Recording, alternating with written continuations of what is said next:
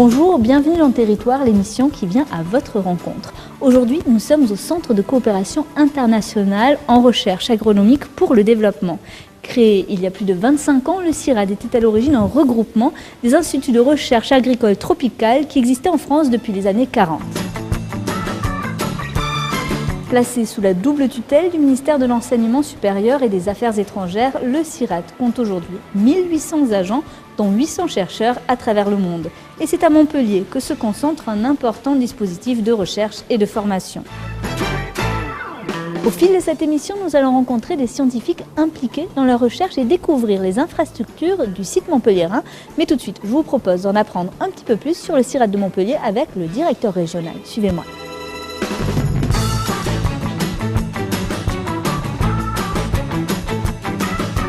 Bonjour. Bonjour.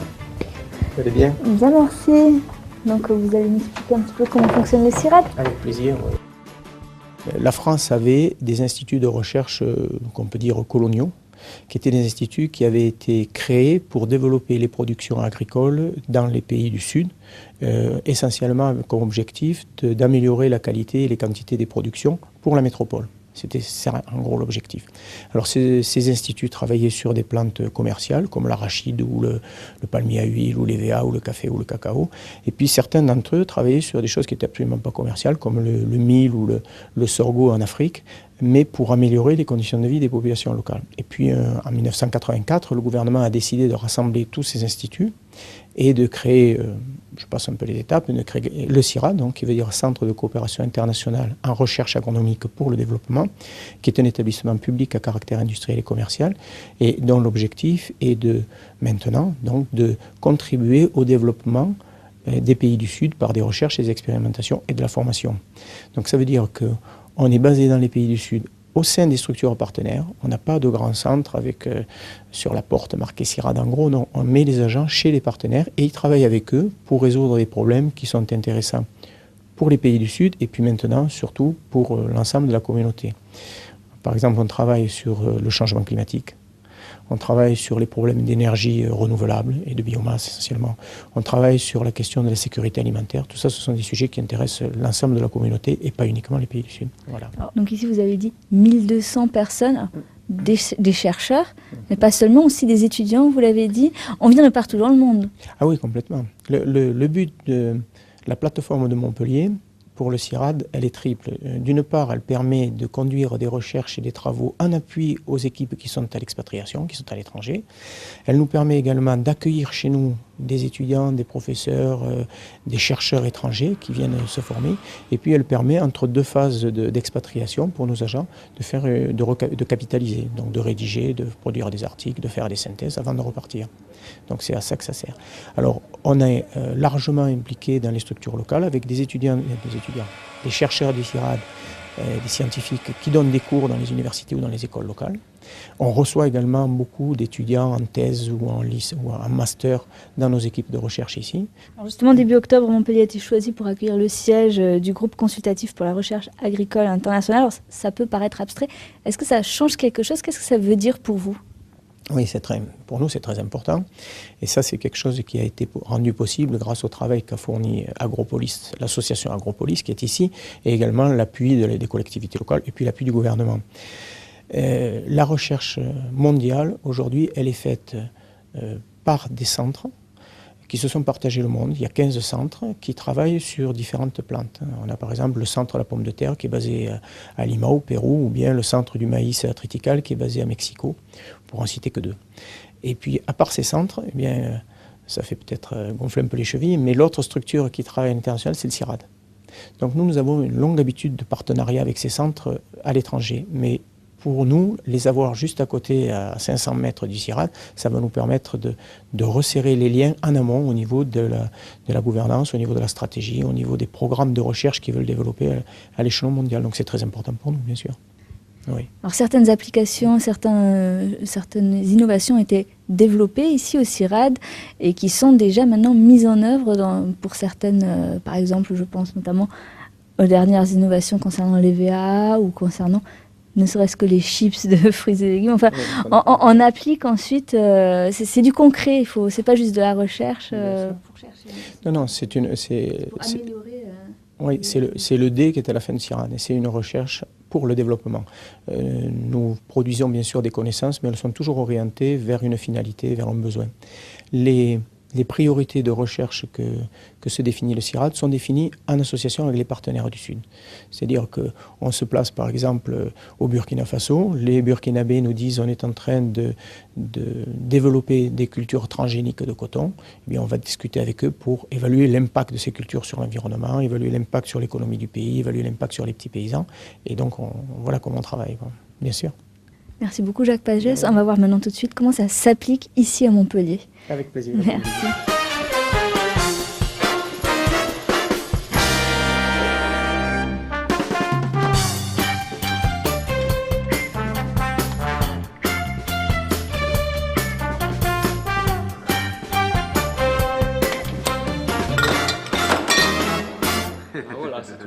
Contrairement aux apparences, Michael n'est pas apprenti mécano. Ce jeune thésard allemand effectue son stage de fin d'études pour le CIRAD à Ouagadougou. Aujourd'hui, il est de passage à Montpellier pour finaliser une expérience. Michael, est-ce que vous pouvez m'expliquer sur quoi vous travaillez aujourd'hui ? J'ai travaillé sur la pyrolyse flèche, dont l'objectif c'est produire un liquide à partir des biomasses solides. Et ce liquide, à la fin, peut remplacer de gazole pour les groupes électrogènes, mais ça c'est loin en avenir, c'est pas encore très adapté le procédé. Comme tous, ici, Michael travaille sur les carburants verts du futur. Ce hangar du CIRAD de Montpellier abrite la plateforme Biomasse Énergie. Ces deux machines servent à développer des biocarburants dits de deuxième génération. Et tout le monde a entendu parler des carburants de première génération. Donc ça, c'est une voie que nous, d'un point de vue technologique, nous n'explorons pas tellement parce qu'il n'y a pas grand-chose et grande matière à recherche dans ce domaine-là. Par contre, nous explorons la voie dite de deuxième génération, c'est-à-dire la production d'énergie à partir de la biomasse, en utilisant la plante entière. C'est-à-dire que le but est, par des procédés thermochimiques, d'obtenir à partir de la matière lignocellulosique soit des gaz qui sont des gaz combustibles, soit des liquides qui permettent de condenser l'énergie sous une forme beaucoup plus concentrée et ensuite de retravailler ce liquide qui vient de la biomasse pour en fabriquer un combustible ou un carburant. C'est-à-dire que les personnes qui vivent dans ces pays puissent créer de l'énergie avec ce qu'ils ont sous la main aussi. Ah non, l'idée, c'est toujours de développer une ressource énergétique et l'accès à l'énergie par des systèmes dits globalement de circuits courts, mais surtout où les populations locales puissent par la mise en valeur de leur végétal, enfin de leurs ressources végétales, produire l'énergie dont ils ont besoin pour développer en fait des activités à la fois économiques et puis ensuite également pour accéder à un certain confort. Historiquement, nos activités ont essentiellement porté sur le bois. Bon, là, dans le domaine du bois, le pouvoir calorifique, il est à la tonne de bois, il est à peu près constant. Donc là, il n'y a pas de grande différence, si ce n'est qu'après, en fonction de la densité des bois, effectivement, le volume nécessaire n'est pas le même. Par contre, nous travaillons de plus en plus sur des biomasses différentes, d'ailleurs issues de l'agriculture, des déchets de l'agriculture, notamment des pailles et d'autres types de déchets, bagasse pour la canne à sucre, paille de riz, par exemple, qui constituent d'autres ressources importantes de biomasse. Vraiment adapté à chaque pays. Alors, adapter des ressources qui proviennent de l'agriculture des pays, qui nous posent problème d'un point de vue technologique, parce que si on varie la ressource, à la fois d'un point de vue physique et puis d'un point de vue chimique, on est confronté à des problèmes différents, donc ils font qu'un procédé de gasification mis au point sur un type de biomasse ne va pas forcément pouvoir convenir sur un autre. Et surtout, ce qui va être ensuite très gênant quand on va aborder des ressources d'origine agricole, ça va être l'hétérogénéité de la ressource. Si on a plusieurs types de cultures en mélange, ça va donner une biomasse effectivement qui est assez difficile à gérer dans un processus industriel.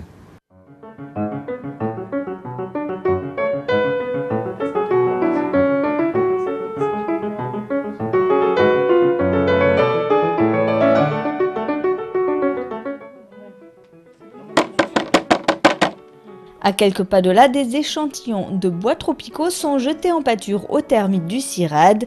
Nous sommes au laboratoire de préservation des bois tropicaux.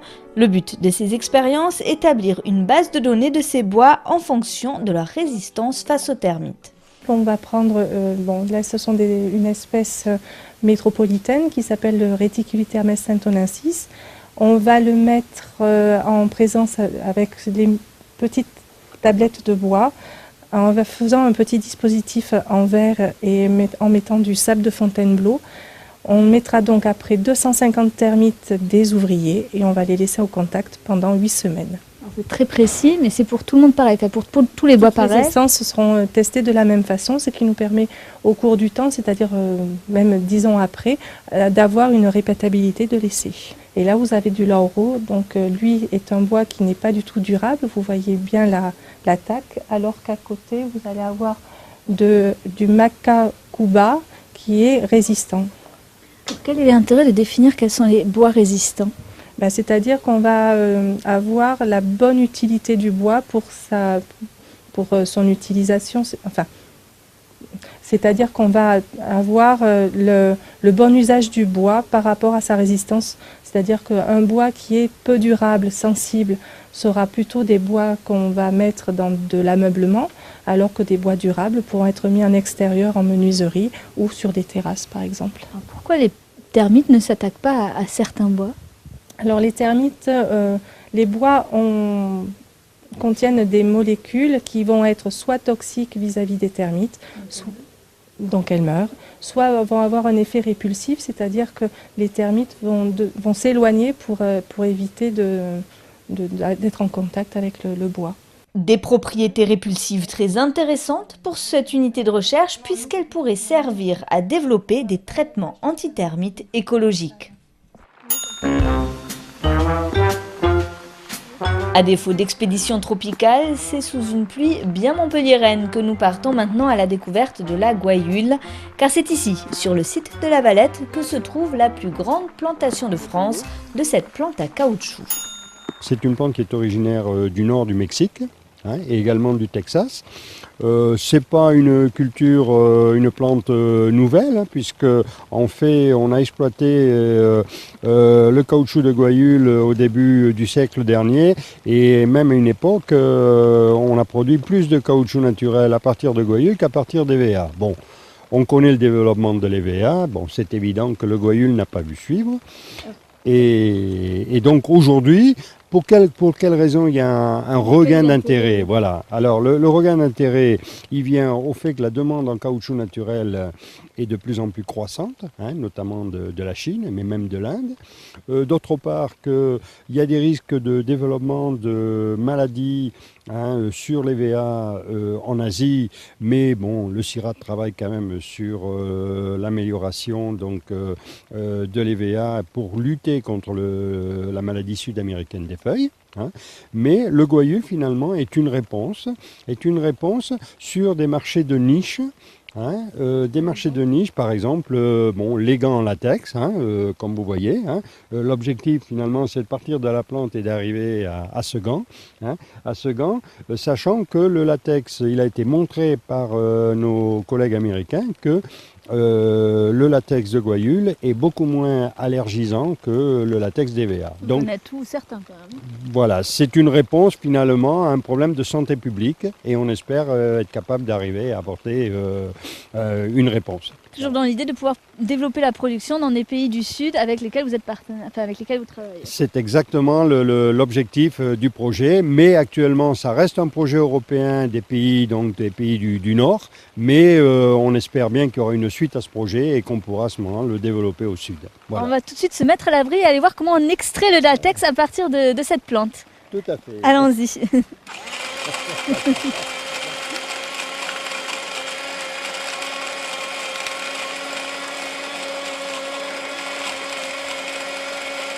Dans ce laboratoire, la gouaillule est broyée, pressée, mixée et repressée. Ali n'épargne pas la plante, son but en extraire le plus de latex possible. C'est d'ailleurs le sujet de sa thèse. Et après, avec ce jus, qu'est-ce que vous allez faire? Je vais centrifuger. Et une fois que vous centrifugez, qu'est-ce que vous obtenez? J'obtenais de latex. Après, j'ai mis de l'acide acétique pour avoir des caoutchoucs. Alors combien il vous faut de plantes pour avoir combien de latex? Comment ça fonctionne? Bon, maintenant on arrive à un pourcentage de 3% de masse sec. Ça veut dire par exemple pour Pour 1 kilo, on peut avoir 30 grammes, c'est ça, 3%. Et après, peut-être on va travailler avec les goyus d'Espagne et on peut avoir 10% même. L'objectif, c'est d'avoir un rendement important. C'est ça. Et à terme, le but de l'unité de recherche est de trouver le processus d'extraction le plus efficace possible et surtout de le reproduire à grande échelle pour pouvoir extraire du latex de goyule en quantité industrielle.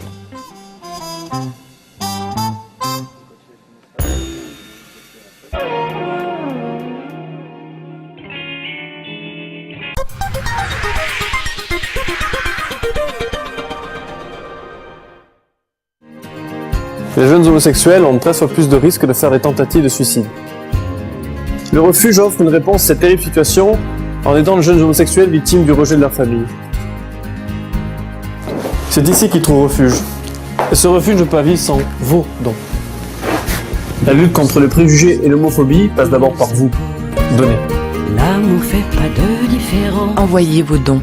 Association Le Refuge, 2 rue Germain, 34 000 Montpellier. Vous vous posez des questions sur votre avenir, celui d'un proche, une question d'ordre sentimental, financier, professionnel ou tout simplement familial. Je suis à votre disposition. Contactez dès à présent Claude Alexis au 0892 65 00 75 0892 65 00 75. Es ist der neue Opel Meriva, ein Familienauto deutscher Qualität. Flex Doors. Das praktische Türkonzept. Eine deutsche Erfindung. Flex Rail, die clevere Ablage. Flex Space, das geniale Sitzsystem. Eine deutsche Technologie. Flex Floor, zum einfachen Verstauen. Eine deutsche Idee. Der Meriva passt sich perfekt an unsere Familie an. Pas besoin de parler l'allemand pour comprendre que cette Opel est une vraie voiture allemande. À partir de 11 900 €. Opel.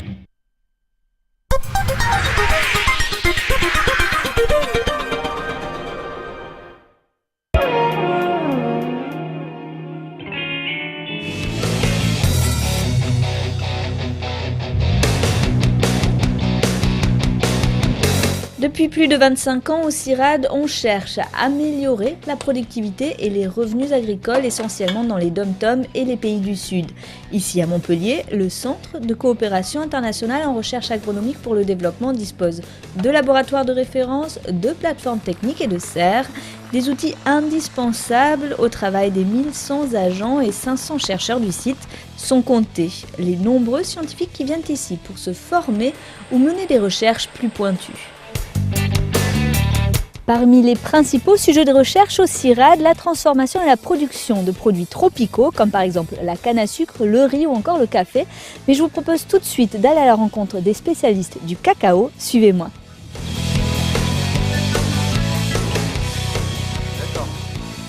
On va évaluer les aspects olfactifs de la liqueur numéro 1. Pour cela, on touille le produit et on le passe. On a une odeur fruitée et un petit peu fermentée, légèrement alcoolique. Sophie Assema est analyste sensorielle du cacao. Aujourd'hui, elle teste 4 échantillons faits à partir de fèves de cacao venues du Brésil.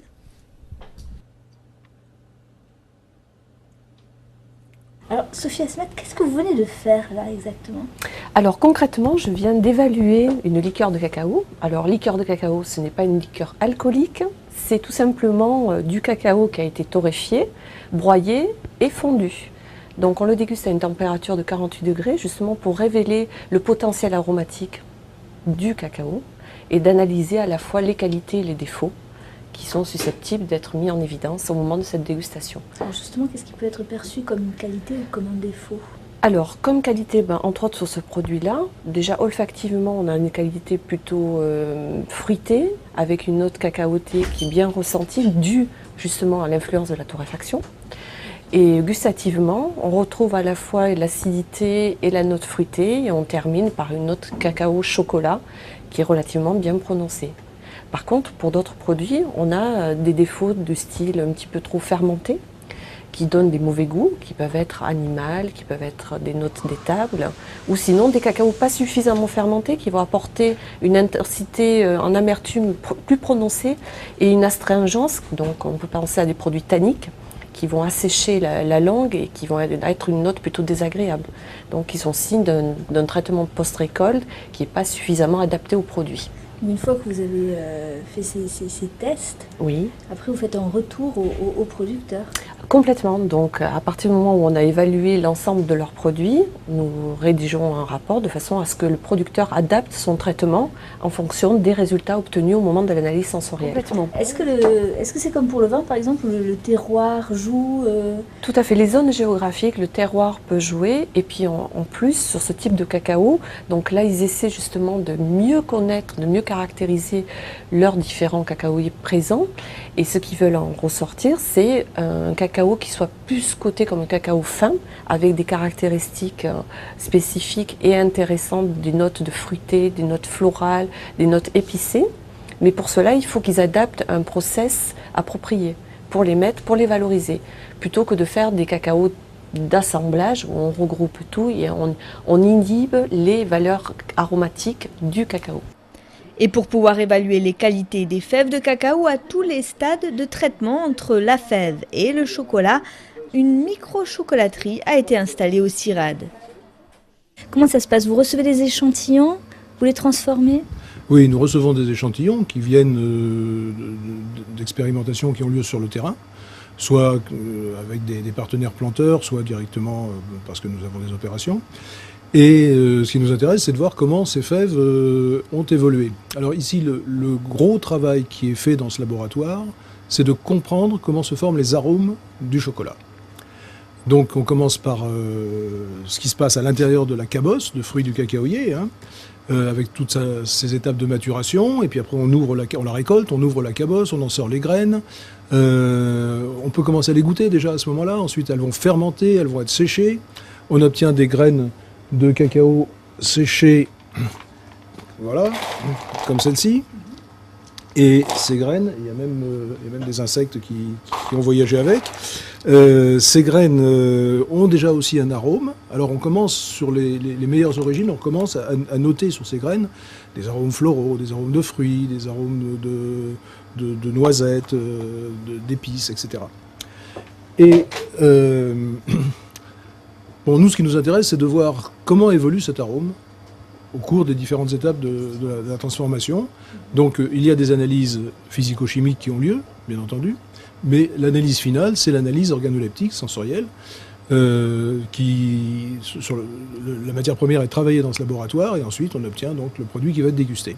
L'objectif à terme, c'est d'améliorer la qualité gustative, la productivité, la résistance aux maladies. Quel est le but vraiment pour les producteurs ensuite qui vont planter ces cacaoyers? Alors le but du CIRAD, c'est de faire en sorte que le revenu des petits planteurs s'améliore. Dans le cas du cacao, qu'est-ce qui peut faire que ça s'améliore? C'est d'une part d'améliorer leur qualité, puisque à l'heure actuelle, et je dirais pour les 20 ans qui viennent, les gens qui font de la qualité peuvent vendre leur cacao 3-4 fois plus cher que les cours du marché normaux. Donc c'est intéressant pour eux. Et ensuite, ce que l'on vise également ici, c'est à favoriser les filières courtes.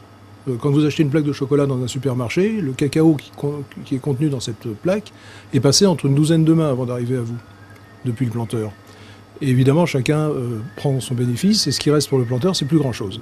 Moi, quand je vais sur le terrain, les enfants des planteurs me disent « Moi, j'ai pas envie de travailler comme mon père et de vivre aussi misérablement, et je vais partir à la ville. » Alors, la question que je me pose et qui m'inquiète beaucoup, c'est de savoir qui va cultiver du cacao demain. Et on le voit bien, puisque la Côte d'Ivoire, qui représentait 40% de la production mondiale, est descendue à 38%, donc ça fait déjà 2 points de moins. Et voilà, donc... L'intérêt de faire en sorte qu'ils vivent mieux. Alors de faire en sorte qu'ils vivent mieux, absolument, hein, et puis qu'ils produisent mieux aussi, puisqu'il y a une demande de cacao spéciaux, de cacao fin, qui n'est pas du tout satisfaite par l'offre aujourd'hui. Donc ce qui permet effectivement pour ces produits-là des cours assez intéressants. Chaque année dans le monde, 25 millions de tonnes de coton sont produites. Toutes les plantes ne donnent bien entendu pas le même type de fibre. Résistance, longueur, qualité, ici, les caractéristiques de chaque fibre sont passées au peigne fin.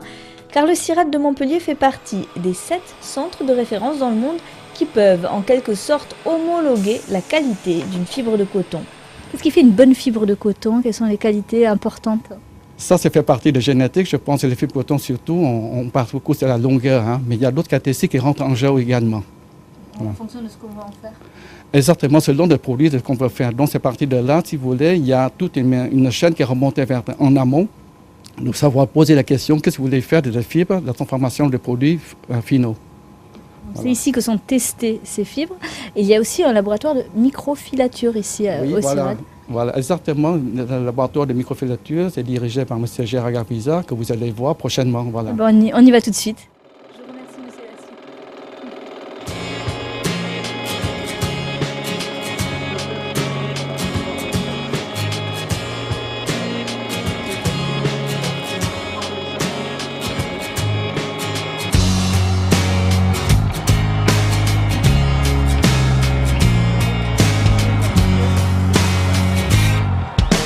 Gérard Gavrizac, ici vous avez recréé en miniature une filature au cœur du CIRAD. Pourquoi? Pour quelle raison?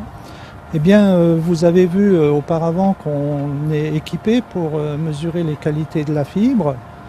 En fait, pour les généticiens, c'est pas suffisant. Parfois, on peut sélectionner des variétés pour leur qualité de fibre, mais arrivé au niveau de la filature, on peut constater des problèmes.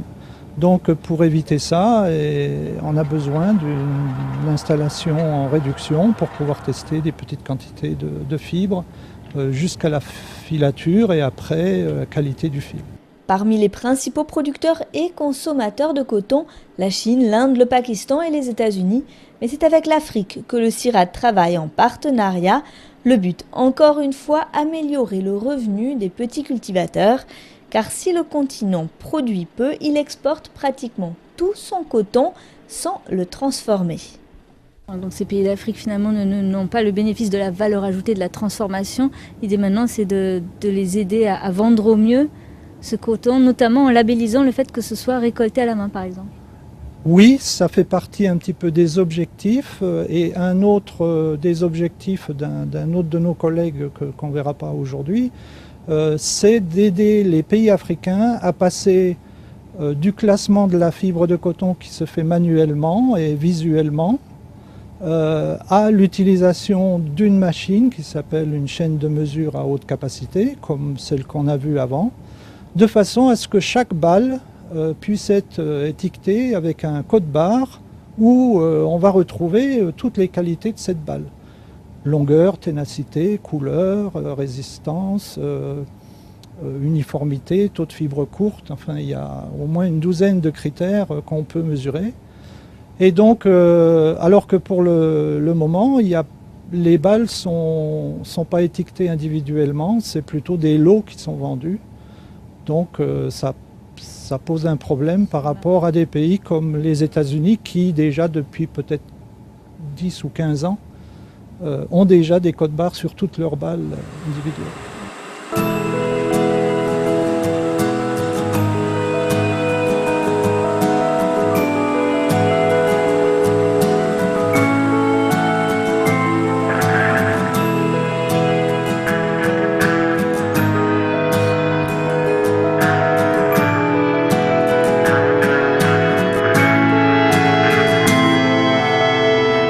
Saviez-vous qu'ici, au pied du Pic Saint-Loup, à Saint-Mathieu-de-Tréviers, on fait naître chaque année 2 millions de bananiers. En 1986, le CIRAD a créé Vitropic, une filiale dont il est l'actionnaire majoritaire. Cette création lui permet de valoriser et de commercialiser une innovation scientifique. On va voir tout de suite laquelle. Suivez-moi. Tu es en train de faire quoi exactement là? On prend le plan, là je le multiplie. En fait, quand je le coupe en deux, je le coupe en deux de façon à ce que le méristème soit enlevé. Donc après, le plan se multiplie par les bourgeons. Voilà. Et dans une boîte, après, vous en mettez combien des petits plants comme 75. 75. Et ce qui donnera après, avec une boîte de 75, on en aura à peu près dans les 300. Multiplié à plusieurs reprises, c'est ensuite ici, en salle de culture, que poussent les petits plants. Une fois à maturité, les vitroplans sont expédiés en zone tropicale. Quelle est la spécificité de votre méthode? Alors nous, nous travaillons donc sur la qualité sanitaire de notre matériel végétal. Nous avons un conservatoire de pieds-mers sur Montpellier. Ces plants sont ensuite introduits en culture in vitro et nous les multiplions en offrant à nos clients la garantie d'un matériel qui est sain, indemne de tout parasite, de tout virus et qui est conforme à une certaine qualité agronomique. Alors, 2 millions de bananiers sortent ici chaque année. Ils vont où ces bananiers? Alors un tiers des plants vont partir sur les Antilles et les 2 tiers vont partir sur l'Afrique et un petit peu sur l'Océanie et un petit peu sur l'Amérique du Sud. Alors, la technique utilisée, c'est celle du vitroplan, c'est ça? C'est ça qui fait aussi votre identité, c'est votre savoir-faire. Ça veut dire quoi exactement?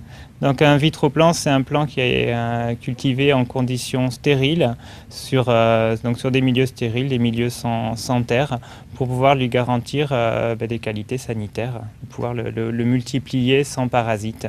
Un procédé appliqué ici essentiellement aux bananes et aux ananas, mais qui peut ponctuellement servir pour multiplier au mieux de la vanille et même des orchidées.